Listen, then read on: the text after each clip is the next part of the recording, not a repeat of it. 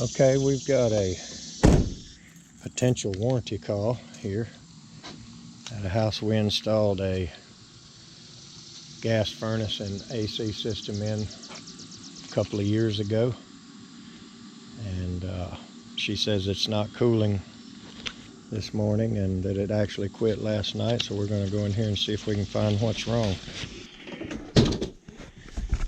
Well,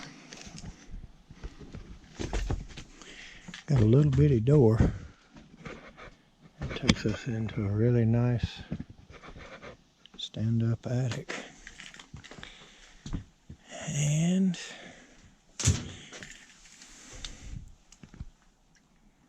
water in the pan. How'd I know that? Alright, so I'm going to open this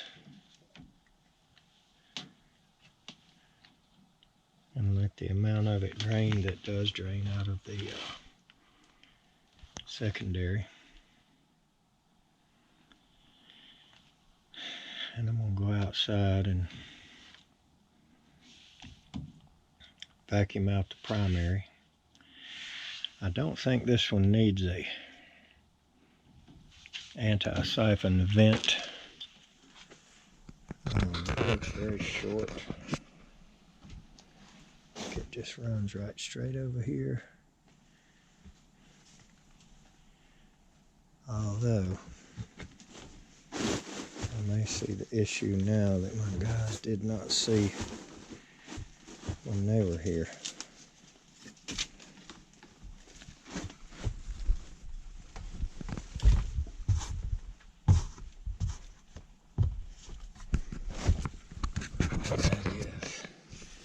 Right here is another P-trap. Yep. So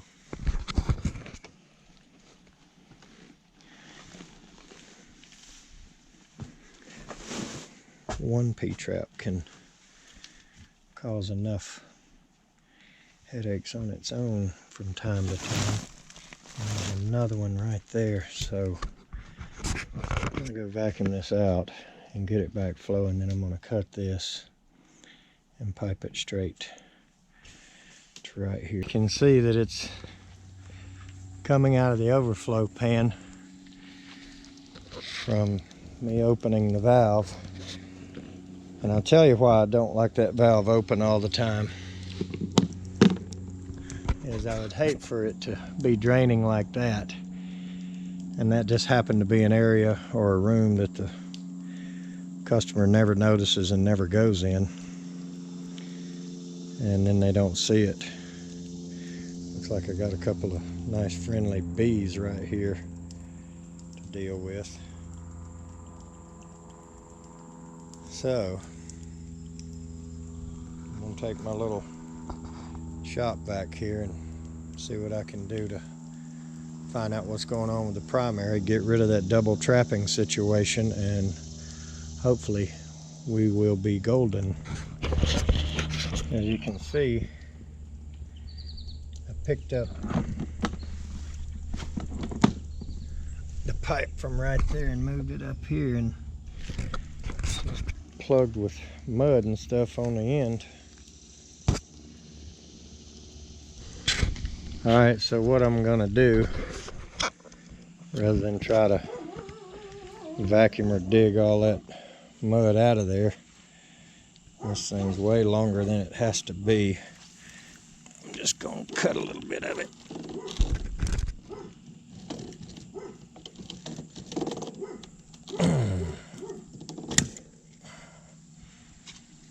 And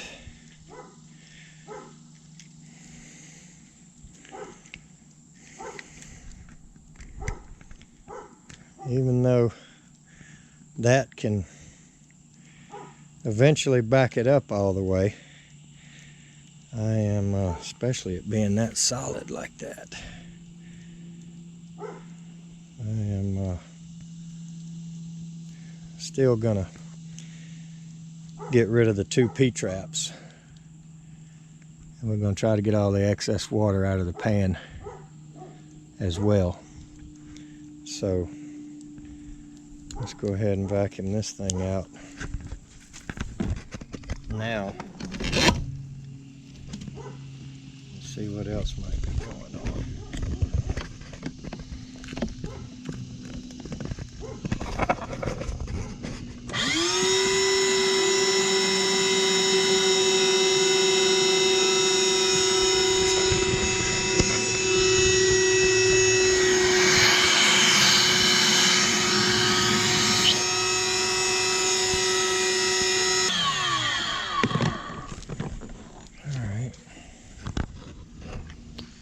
That wasn't extremely promising looking.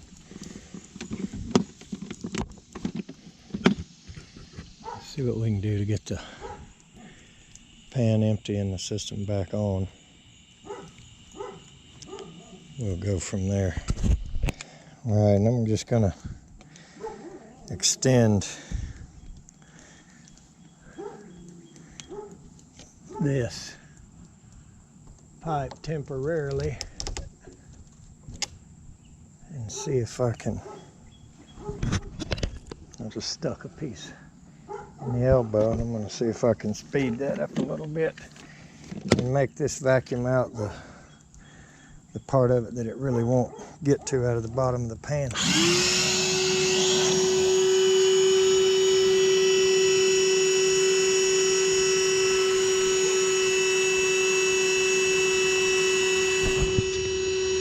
There's a lot of it coming through now.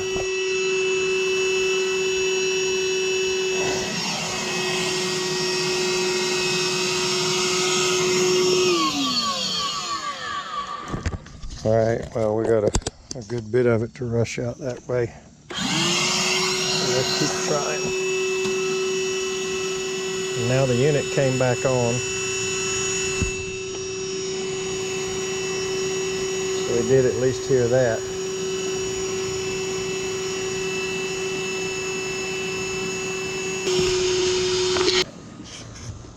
I don't know if you can hear that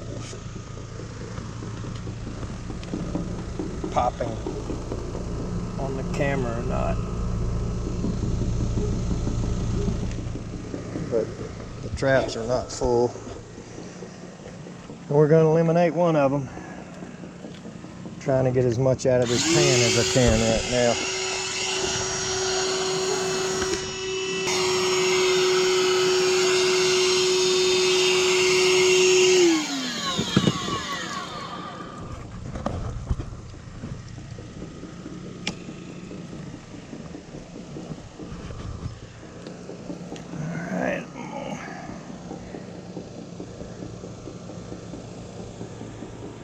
Here it is.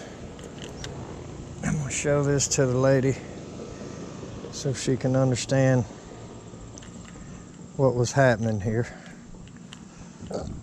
And we're going to go up there and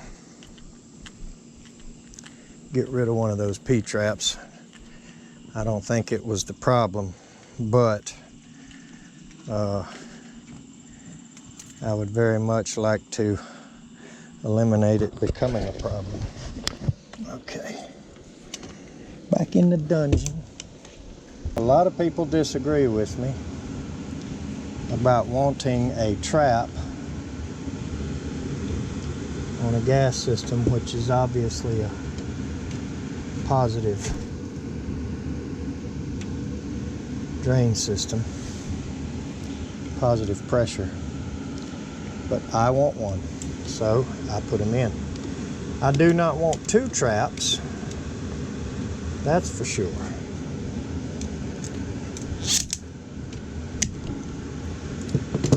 So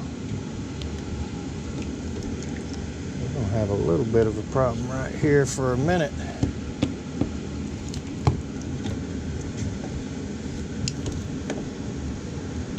It's not even tight.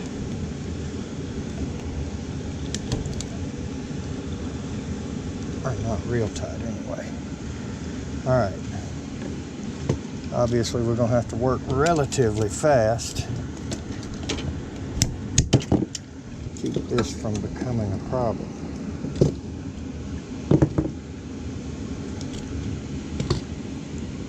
Now Now I'm going to put a T right here.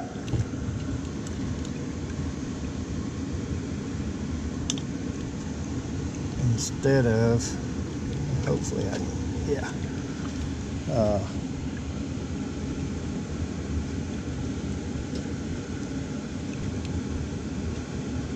Put a T right there instead of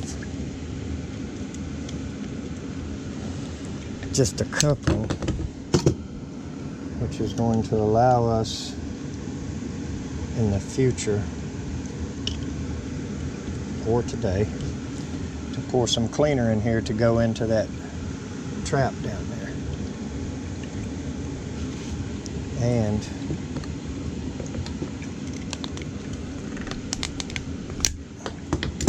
I'm going to need to let this coil empty itself.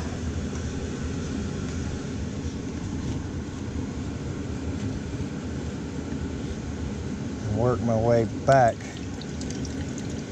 that way. Do this joint last.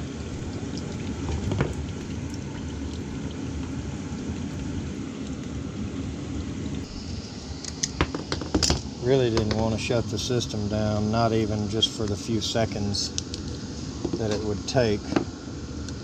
The lady is on oxygen, and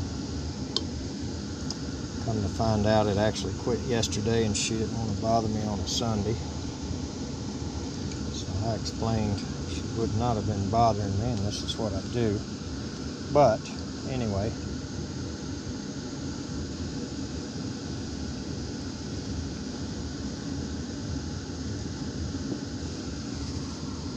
say this will give us a few seconds anyway.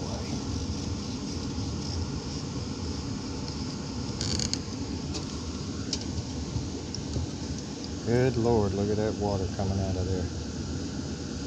And we're not using wet or dry. So, just using the way I know will work with this regular glue.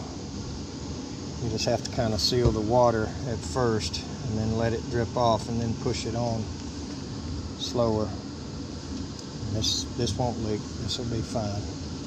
What I'm not thrilled about is where I put this T. But I really didn't want to put another coupling in it.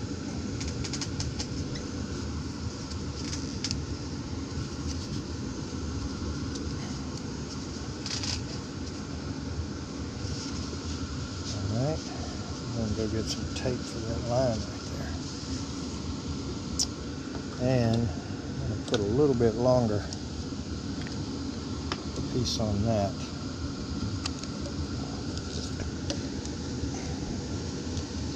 I'm not going to glue the cap, but I am going to glue the stem here so I can be sure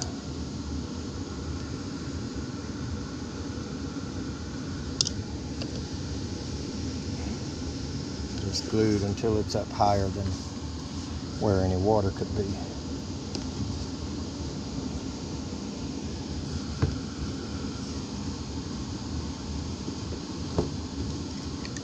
Alright, that should take care of the double trapping situation.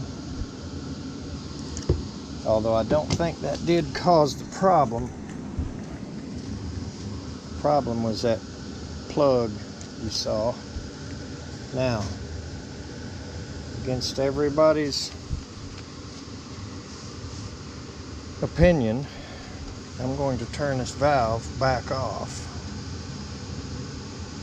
I will bring my vacuum up here. I'll dump it out and bring it up here and get more of this water out of here, most all of it. So, let's get this water off this platform and as much as we can out of this pan.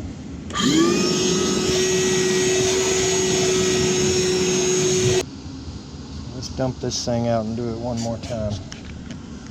Alright, I had thought I would check the charge here, but I'm not going to put gauges on it. I don't see any reason to.